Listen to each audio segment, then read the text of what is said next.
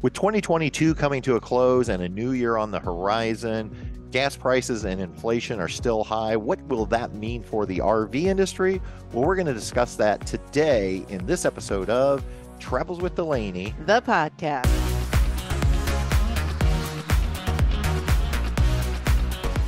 Wow, Patty, can you believe we are on another new year? No, I can't.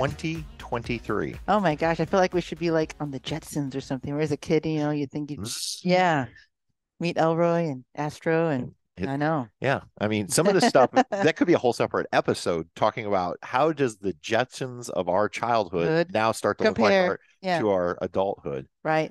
But yeah, I'm curious, how long will it take you?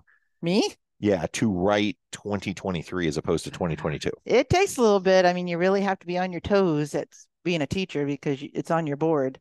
And but yeah, I'll have to like make sure because the kids will point it out if I have it up there wrong. You know, we don't write many checks anymore. No. But it used to be you'd go to write checks. And you'd be like, it seems like it would take me a couple months before I would get the new year right on the check. I don't think I write the year that many places anymore. No, I usually don't. It's just because at school I do, but not here in my other life. Honestly, ever since COVID, like I've had issues figuring out what year it is. Well, it's kind of they're muffled together. Like 2020, 2021 kind of ran together. And so this year I kept thinking it was 2021, even though it was 20, like it, I think I now finally realize like it's 2022 and we're at the end. And now that we're it's over. Yeah. So, but well, yeah. What do you say? So 2022 was a pretty good year overall, I think. So. Yeah, I think it was a good year. I think so. And for the RV industry, we finally started seeing sales of RVs slow down, shipments slow down. And from some studies I've seen, they're saying shipments are going to continue to slow down in 2023. But that doesn't mean that people won't be going RVing. It just means people aren't going to be buying as many RVs as they did back in 20 and 21. Right. What do you think? Things are kind of maybe getting back to people traveling the way they used to, maybe? I think so, except based upon some of the studies we're going to talk about today. Yeah, it's a little different. Yeah, I think the RV industry has been forever changed.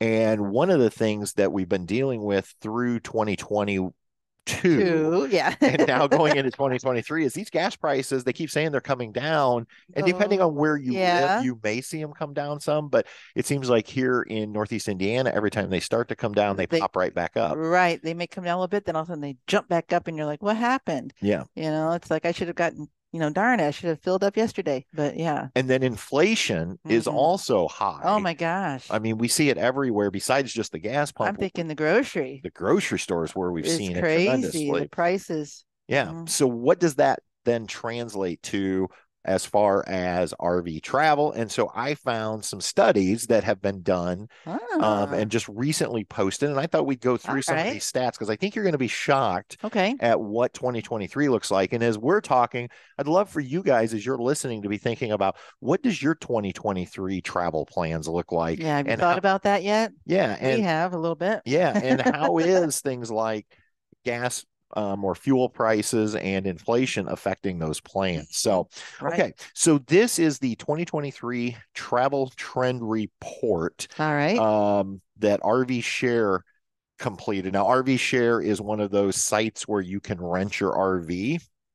And so they did this survey. I think they do it every year. Okay. And so they found out, it says, according to this new research conducted by Wakefield Research, 99% of Americans are planning some form of leisure travel in 2023. Really? Yeah. I mean, I actually found that, I don't know about you, but I thought that was high. I think that is. And then when you put the word leisure, what do they mean by leisure? Well, I think leisure could be, I mean, I guess that could be going to see grandma. Right. Does it mean like people just want, because it's been been kind of stressful, people just want some downtime? Maybe. And I think, let's think about this, leisure versus work travel. Sure. Okay. So maybe that as opposed to I have to go to this conference, or I have to travel for work. I think leisure is the opposite. Yeah, I want to go do something for me. And then it's interesting. It says 51% of those people are planning more than last year, even though we have fluctuating economic conditions. Oh my gosh. So I think that's interesting that people are saying, look, I don't care what is happening with inflation and fuel prices, I'm going to travel more in 2023 than I did in 2022. Wow. Wow. I wonder how much of that is what you said a minute ago, that things are starting to get back to almost kind of not totally what it was pre-COVID, but maybe people are just, there's more traveling going on, people are doing what they want to do, doing those bucket list things. Yeah, because if you think about it, like 2020 was when it first happened. Mm-hmm. We still traveled that year. We went out west. Right. But, a lot of things weren't open, or they're partially open. Right. Everybody was wearing masks pretty much. And then 2021, things were starting to open up. But if you remember, depending on what part of the country we were in that summer, we went from remember we went to Texas where pretty much it was a free for all. Right. And then by the time we got to the Northeast, it was different. We were like pulling the mask back out. Right. And it was more like back to those restrictions of social distancing and the masks, and things weren't all open. All the restaurants, and everything was open full bore. So yeah. And then this past summer, it really did feel like, for the most part, things were back to normal for most people. It did. So I think maybe now it's like, all right, we got through 2022. Let's really go ramp it up. Yeah. So I just thought that was interesting. Yeah. And then it says here that 61% report planning to take a road trip or vacation in an RV in 2023. I think that's a big percentage. That is 61% of Americans are planning a road trip or a vacation in an RV. Yeah. And they're saying that's going to be a 13% increase from 2022. Wow. So more people. So if you thought you had issues finding camp spots in 2022, it might be a little more challenging. It could be a little bit more challenging, but I will say I found another article that just came out in November, and this comes from a survey done by The Dirt, which according to this article is the #1 app for camping information and booking, and we are no way affiliated with The Dirt, so this isn't sponsorship or anything. New to me.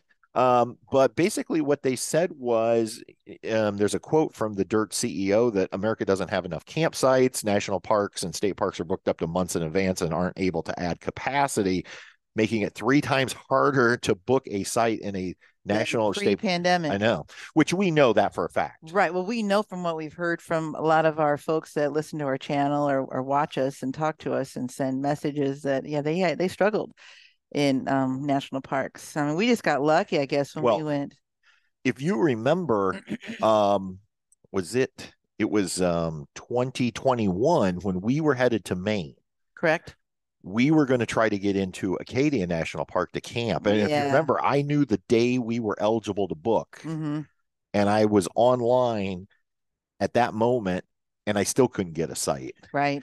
But that ended up working out great, because that's how we found Forest Ridge and Jeff and Lynn, our friends. Yeah. And had we been able to get into the national park, we might not be friends with Jeff and Lynn. No. So, and I'm so glad this worked out. I know. But I mean, I think, and then we know it only got worse in 2022. Right. It says survey included properties in all 50 U.S. states. So this is going to include Hawaii and Alaska. But over 89% of respondents indicated they want to grow their camping business in 2023. So remember, this is a survey of campgrounds. Right. More than a third of campgrounds, in fact, 35.7% indicated they added camping capacity in 2022. Okay. Which we know, for instance, Forest Ridge. Jeff and Lynn opened up I think an additional 10 sites. Right. Well, and then our new friends here. Yeah, Angie and Kevin they're over making at new Happy sites. Acres. Yeah. I believe they have added some sites. Right. We're working on adding sites, but they also see, the thing is, a lot of times when we talk about camping and RV parks, we think strictly places to park But what about the cabins? The cabins. And so like Happy Acres added, I think there's at least 6 cabins. I think so, around that pretty little pond. So people that don't have a camper can come stay. And what's interesting is Kevin and Angie would actually fall into this. 44% added glamping, which they said, according to the survey, is by far the most common camping type to add to campgrounds. Right. So campground owners, some are adding sites, but a lot of them, 44%, have added glamping opportunities. And we've seen all kinds of unique glamping opportunities. Oh my gosh, yes. Yurts, cabins. Well, even now the pet specialty fancy sites, you know, that we see. The beds. Yeah. The beds. The tents. Those glamping tents where it's not really a yurt. It's more like a tent. Right. But We've seen those in the Smokies. Yeah. Mm-hmm. So I thought that was interesting, that we're seeing campgrounds trying to expand. They're just not able to expand quick enough. I guess not. For the demand. So right.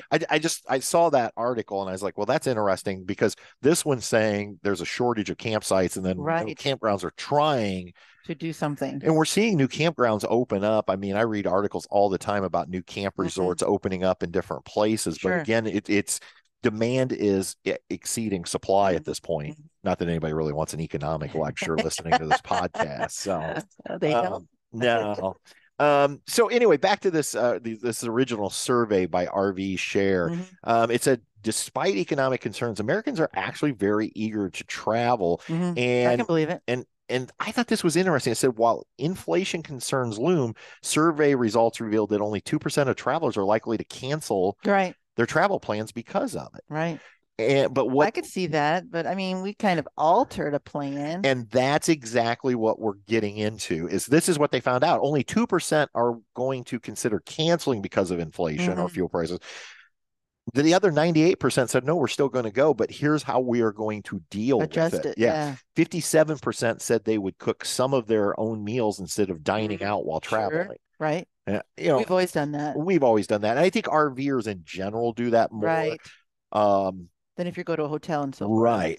But yeah, because we always do that, because we like to, when you're in, let's say, Maine, you want to try some lobster, you want to do some local cuisine. You don't always want, but then we do cook out, our friends come with us and we're always guaranteed to have some bacon at breakfast. Right. So, but yeah, we like to do the cookouts, and we also like to try the local foods, I guess is what you call it. But I think if you were struggling with your budget, then you might end up eating more in your RV than you normally would. Well, because you can control, I guess you'd make your food plan. Right. You need to have your plan, and this is what we're doing for it. I go to the grocery, I got my supplies, I'm ready to go.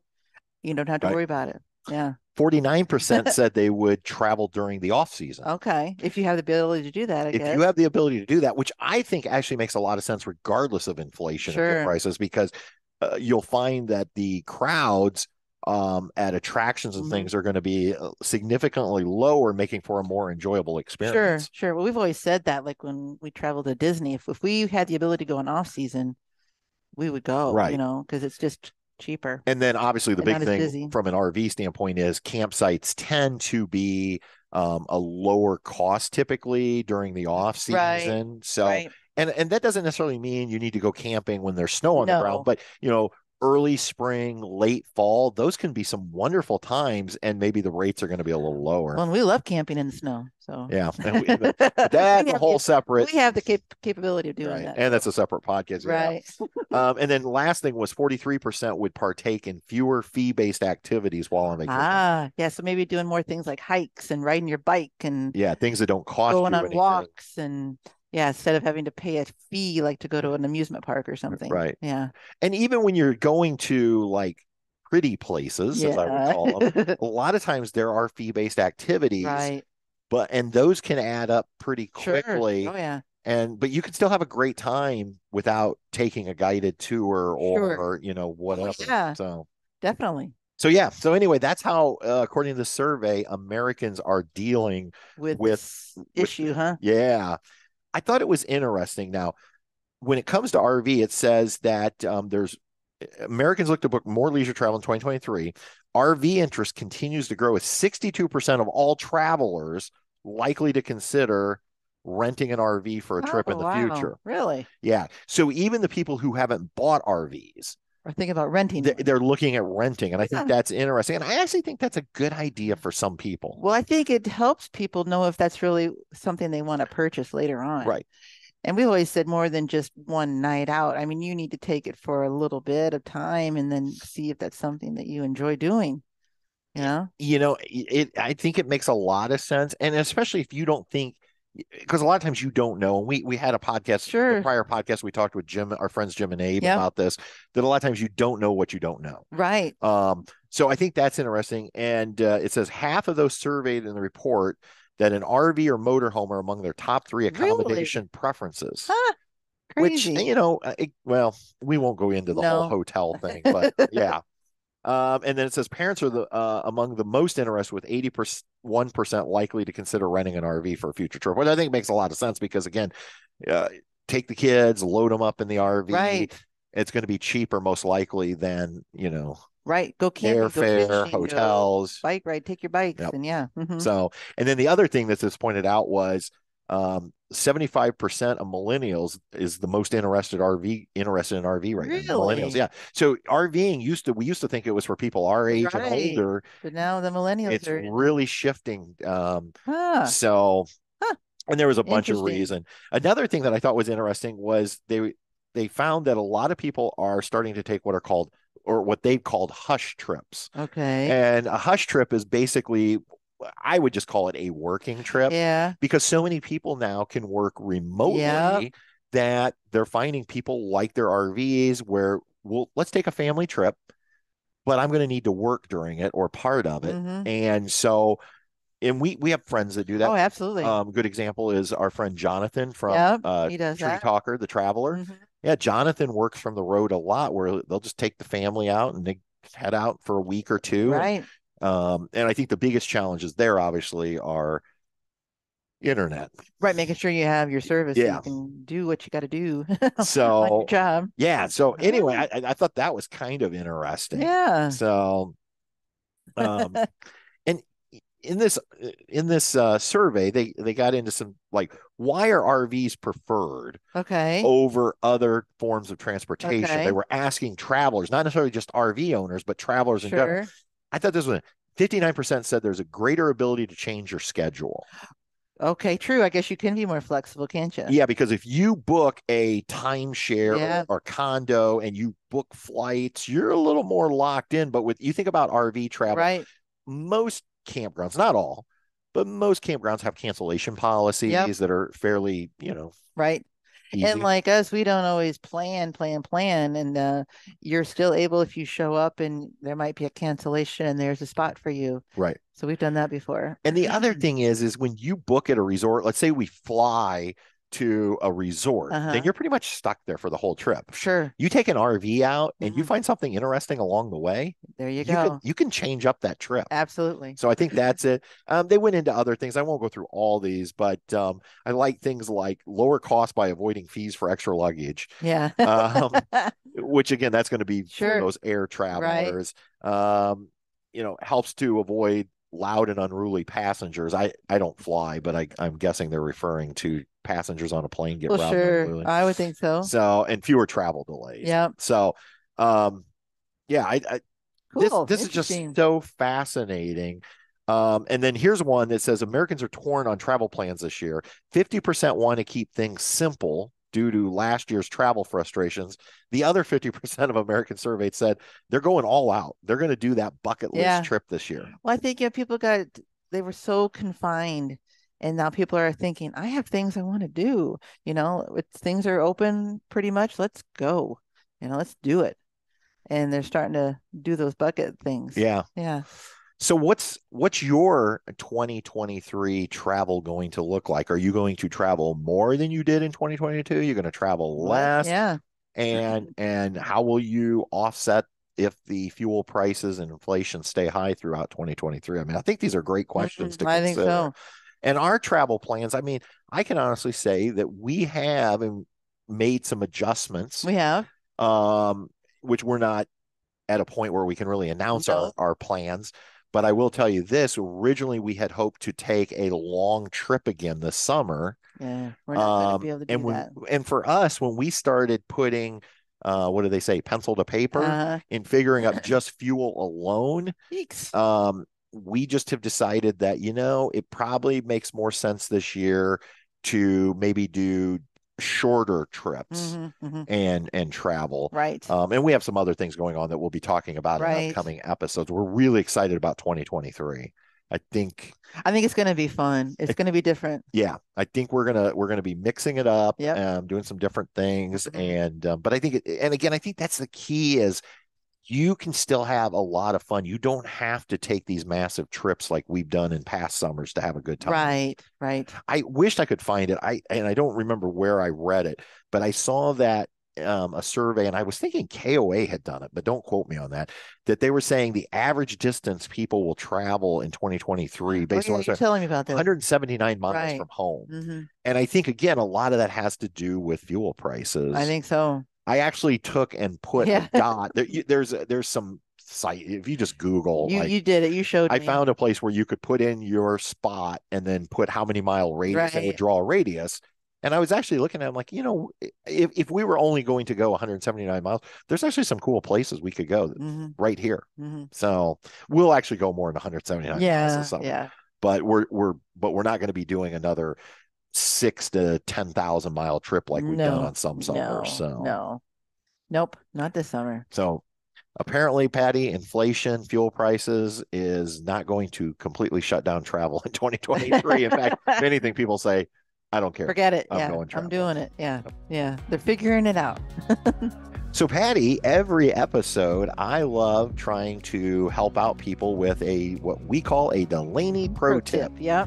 And I thought for this pro tip, what we would share is, we were talking earlier about how it's become harder to find places to camp and get reservations. But what Patty and I have found is, just because you look and you can't find the campsite or the campground that you want, that doesn't mean you should just say, well, then I guess we just can't go camping on Memorial Day weekend. No. So what have we found? Well, we found that even if it's near the last minute, there's those cancellations that happen. People's plans change. And I think we'd have another YouTuber that we watch that they do this too. And the Wagners. Many of you may know the Wandering Wagner, Mike and Lynn. Mike and Lynn never make reservations, I don't think. And they always talk about how, because they said, we just don't know where we're going. And finally we realize where we want to go. And they check in on that day and there's something that opens up for them. Yep. I don't know if they've just been really lucky, but that's happened with us too. It's like, we check and there's nothing. And then that day we're like, let's check again. There's something open. And here's a couple specific things you can do. Number one, check where it is you want to camp and find out what their cancellation policy is. So if they have like a 7-day cancellation policy, meaning you have to cancel 7 days prior to the arrival to get your money back, then what you want to do is 7 days prior, 6 days prior, those 2 days, you want to be logging in and checking, because what happens is people will book months in advance and then something comes up and then they wait till the last minute to cancel. And so you may be able to snag a cancellation by knowing what day is the last day people can cancel. And then the second specific thing you should do is, just because online it says they're booked, call. That's happened with us. Yeah. Because like Gulf Shores, Alabama, it said the state park was full, and then we're like, wait a minute, someone said to call, and we called and they had some sites. It was crazy. Yeah. And I wished I remember who told us this. One of our subscribers told us always call Gulf Shores State Park or whatever it's called. Because they said it just always shows it's full, but anytime they ever called, they were able to go site. And sure enough, that day, and that was a same day reservation. Yes, we called the afternoon for that night. Yep. Like 1 in the afternoon. It was, it ended up with a full hookup site. Right. So don't always just take what it says online as the gospel. Make those phone calls. And if you want to go camping this weekend and you don't have a reservation, there's a good chance, you may not get the exact site you want, but you'll get something. And again, I think Mike and Lynn Wagner are the perfect. The funny thing is, we always say we have no reservations about making no reservations. They make us look like planners, though. Because every now and then, obviously there are times we do book some reservations. Right. I don't know that it was one of these days we're going to have to get Mike and Lynn on here, and we're going to talk about that to see have they ever made a reservation in their entire life. Right. So I look up to them. They're like idols from the no reservation standpoint. Well, Patty, this has been a fun topic to dive into. I love statistics, as you know, and data. And when I saw these reports, I thought this is a great way to kick off the 2023 camping season. And it'll be interesting as the year goes on to see what goes on, really. Yeah, I think it'll be fun to maybe look back in 10 or 11 months and at this episode, and did inflation come down? Did fuel prices come down, or did they go up, and see what impact that actually happened ultimately had on campgrounds? So, all right, well, we hope you had a wonderful holiday and kicking your new year off right. And we hope you'll continue to come back here as we continue to post these episodes. We sure enjoy doing them. They're fun. And we have to say thank you, as we always do, to our friend and producer, Jim Kuzman. Thank you, Jim. Jim, we always appreciate all your hard work on these, making sure the audio levels are just right, and we couldn't do it without you. Absolutely. So. All right, everybody. Until next time, we'll see ya. On down the road. Good night. Bye-bye. Travels with the lady. We'll see you on down the road.